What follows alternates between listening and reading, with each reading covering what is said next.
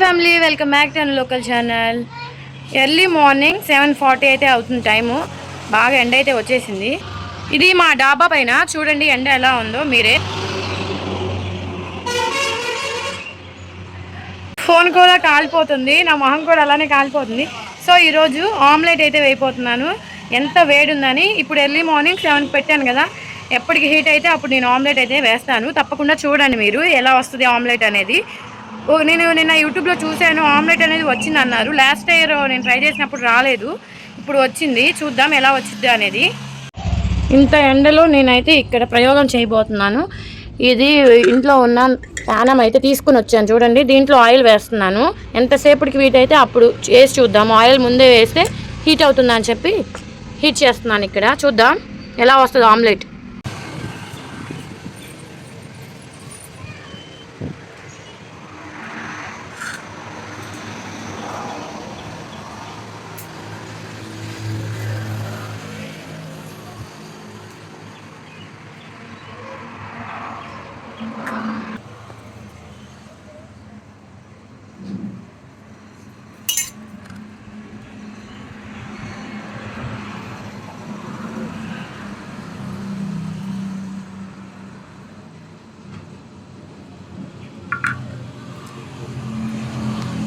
ప్యానం మీద ఎగ్ వేయంగానే చూడండి కలర్ అనేది మనం గ్యాస్ స్టవ్ మీద ఎలా వేస్తే కలర్ చేంజ్ అవుతుందో అలా అయితే అయ్యింది. చూసారు కదా, మీకు కూడా అర్థమవుతుందా? ఇది ఎగ్ ఆమ్లెట్. ఇది మా డాబా పైన అయితే నేను ఈ ప్రయోగాలు చేస్తున్నాను.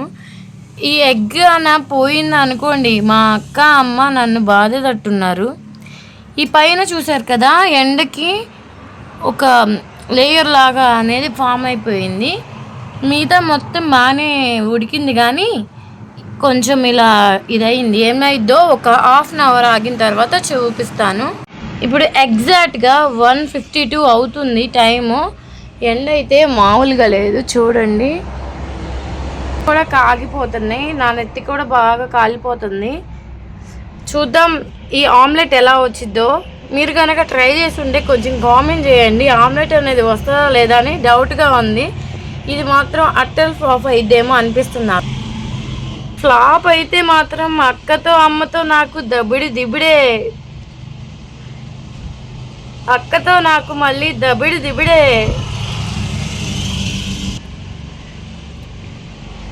చూద్దాం ఇప్పుడు, మళ్ళీ చూద్దాం ఎందుకులే.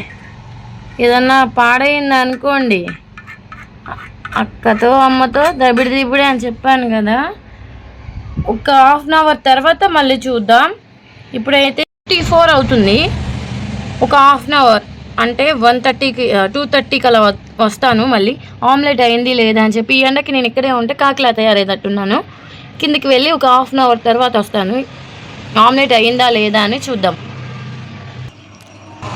మళ్ళీ కిందికి వెళ్ళిన తర్వాత గుర్తొచ్చింది, అక్క అమ్మ నాకేం చెప్పారంటే, ఉప్పు కారం వేసావా మరి, సగం ఉడికింది అన్నారు. సో అందుకని చెప్పి ఉప్పు కారం కూడా తీసుకొచ్చాను, వేసేస్తాను ఇప్పుడు. ఇదిగోండి ఒక గిన్నెలో కొంచెం ఉప్పు కొంచెం కారం అయితే తీసుకొచ్చాను. ఇది టేస్ట్ ఎలా ఉందో అందరికీ పెట్టి చూపిస్తాను నేను కూడా.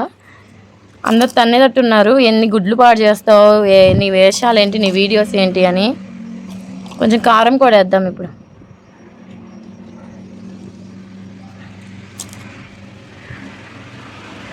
ఇదిగో నేనేం ప్రయోగాలు అయితే చేస్తున్నాను, కానీ ఇది ఫలిస్తుందో లేదో తెలియదు.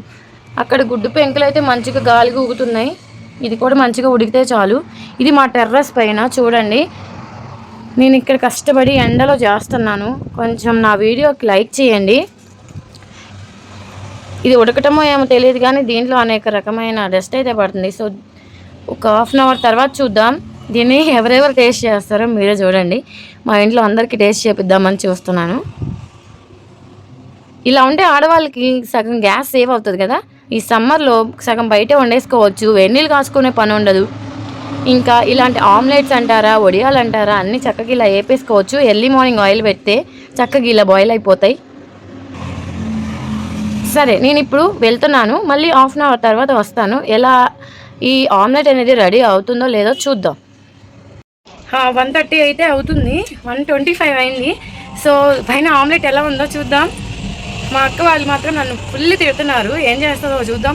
ఆమ్లెట్ వాళ్ళకి దొరుకుతుందో లేదో, ఇంటికి ఉడికిందో లేదో.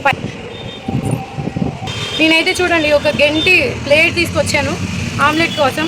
పద్దాక పైకి ఎక్కలేకపోతున్నాను కిందకి. వావ్, ఆమ్లెట్ అనేది కొంచెం వరకు ఉడికిందనే అనిపిస్తుంది నాకు. దీని నుంచి అసలు సపరేట్ అవుతుందో లేదో చూడండి మీరే. మనం కింద గ్యాస్ స్టవ్ మీద వేసుకున్నంత బాగా అయితే వచ్చినట్లేదు. ఏదో అట్లా ఉడికినట్టుంది. గ్యాస్ స్టవ్ మీద అయితే ఇంకా మంచిగా ఉడికేది కదా. ఇది హాఫ్ బాయిల్ అనుకోవటమే, మీరైతే హాఫ్ బాయిల్ అని అనుకోండి. దీన్ని ఇక్కడితో తీసేద్దామా ఉంచుదామా అనిపిస్తుంది, ఎందుకంటే కొంచెమే ఉడికింది. చెక్ చేద్దాం.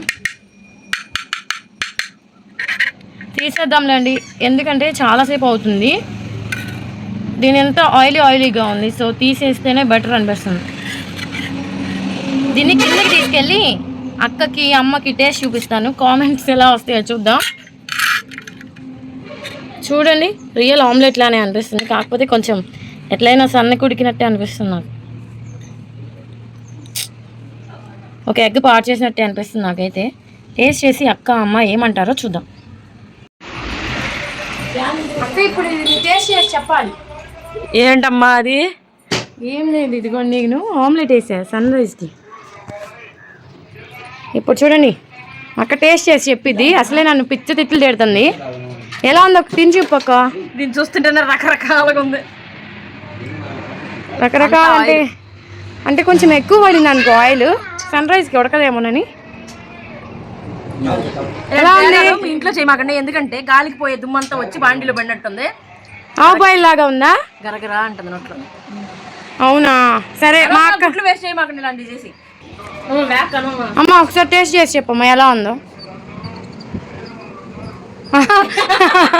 మా అమ్మ సిద్ధు నువ్వు తింటావా? సిద్ధు నువ్వు తింటావా? అబ్బో కాలుతుందా? ఒరే నేనేం పొయ్యి మీద పెట్టి చేయలేదురా కాలుతాకి. సరే అమ్మ ఎలా ఉంది? ఇలాంటి ప్రయోగాలు మళ్ళీ మళ్ళీ చేయొచ్చు అంటావా? నాన్న నువ్వు టేస్ట్.